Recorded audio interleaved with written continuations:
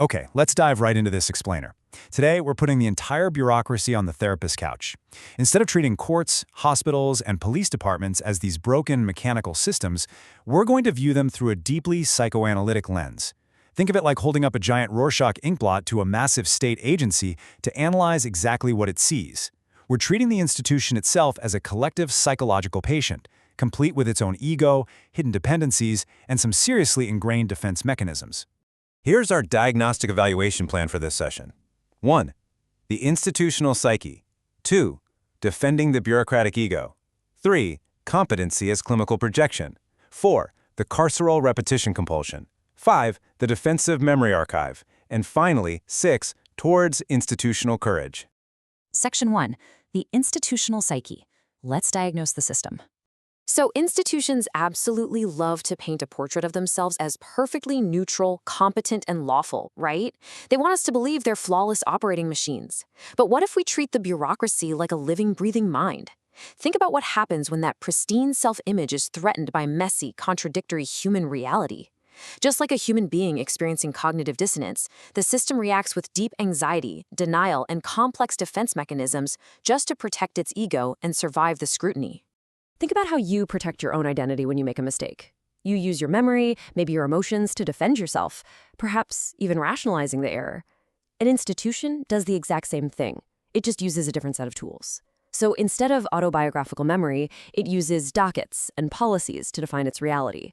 And instead of trauma responses like fight or flight, it uses bureaucratic delay and procedural red tape as a shield to protect its public legitimacy from any real questioning. In clinical terms, we see this play out as institutional legitimacy vulnerability. Imagine a state apparatus suffering a massive infrastructure failure, like the documented 2020 breach of 1.6 million state unemployment accounts. A stressor like that triggers a full-blown narcissistic panic attack within the agency. It's an existential crisis. To avoid the crushing shame of accountability, the system erects a massive ego defense, basically insisting the flock cannot possibly originate from within its own walls. Section 2. Defending the bureaucratic ego. Let's look at the case intake. It is fascinating to track how quickly the institutional ego escalates its defenses over a 6-year period, using the case study of Shane Loznich. Following that 2020 data breach, the system starts out as a simple procedural deflector, essentially ignoring the individual's reports of digital intrusions. But fast forward to 2021, and it mutates into a coercive caregiver, deploying arrests and involuntary psychiatric holds. By 2026, the bureaucracy is entirely trapped in sovereignty and jurisdictional filings, all just to contain a single human disruption. By remaining completely impartial to the technological claims themselves, we can really observe how the institution responds. When the system is presented with dissonant testimony, claims of technological harassment that simply don't fit its neat worldview, it faces a stark choice.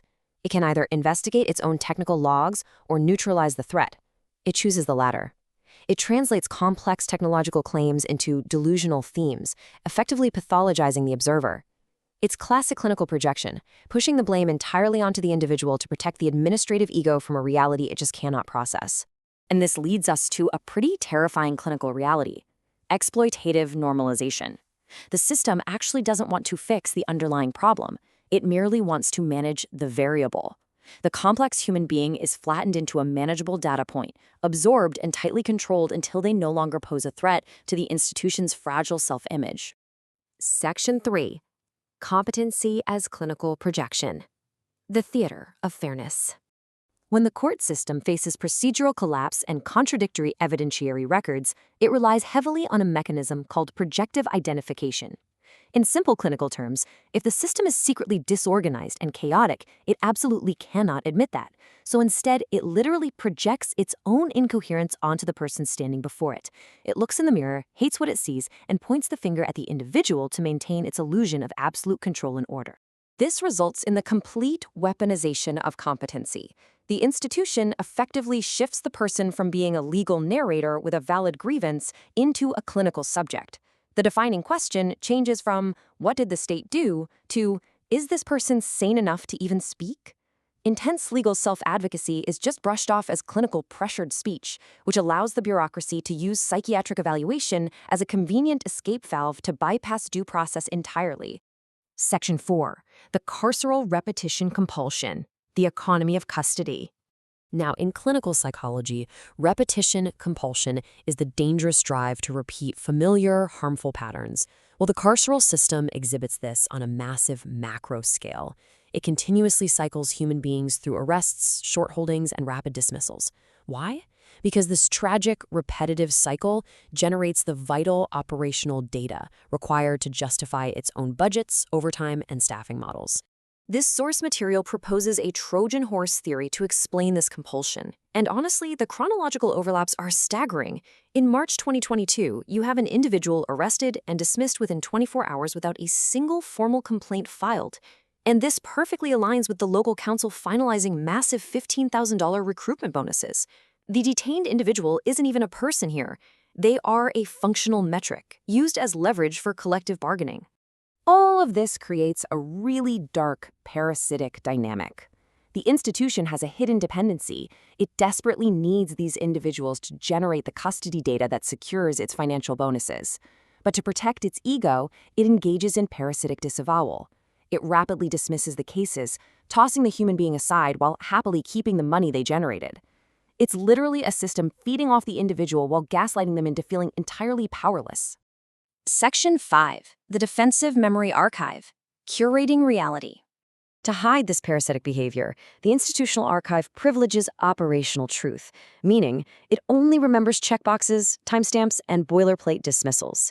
It actively suppresses experiential truth, the complex, lived memories of actual physical and economic harm. The archive acts as a defensive memory, curating a surreal reality that only records what protects procedural continuity, leaving the actual human story out in the cold. This brings us to the definitive diagnostic chart for our patient. Just like a clinical matrix in an observation room, this maps the cold, documented legal facts directly to the institution's collective ego defenses. It reveals the psychological translation process, showing exactly how a real-world event, like an involuntary psychiatric hold, is retroactively labeled by the system to mask its own structural panic behind a shiny facade of duty of care. This pathology creates a completely predictable 7-stage cycle of conflict. It starts with dissonance between the system and reality, moving into legitimation, and then the immediate disqualification of the threat. If that fails, it enters reactive mediation and procedural failure. Finally, through the establishment of precedent, we reach reclamation and co-optation. The system ultimately swallows the dissent, repurposing the original threat into a resource to ensure the bureaucrat's long-term survival. Section 6. Towards institutional courage. Let's discuss the treatment plan. When faced with this kind of pathology, a lot of people embrace a popular fantasy called the fourth turning, basically waiting for institutions to just collapse and be reborn from the ashes. But the source material offers a far more grounded, immediate remedy, the counter-archive. Instead of waiting for chaos, the treatment plan is to strip the state of its narrative monopoly right now. By creating independent, source-graded, transparent records, we preserve the truth and expose the actual mechanics of power. The ultimate goal here is a structural paradigm shift. We have to force the evolution from the defensive institution, which gaslights the public, closes off uncertainty, and treats complaints as disruptions, toward the courageous institution. A courageous system doesn't fear its own reflection. It actively tests its own accounts, admits its omissions on the record, and treats a complaint as vital diagnostic medicine about its own condition. We want to leave you with one final Rorschach test to ponder. When the mask of institutional compassion slips, and the cold operational archive directly conflicts with lived human reality, who gets to decide what counts as truth? Will we just accept the system's defensive grandiosity? Or will we have the courage to demand a reality that includes us all? Thanks for exploring this explainer with us.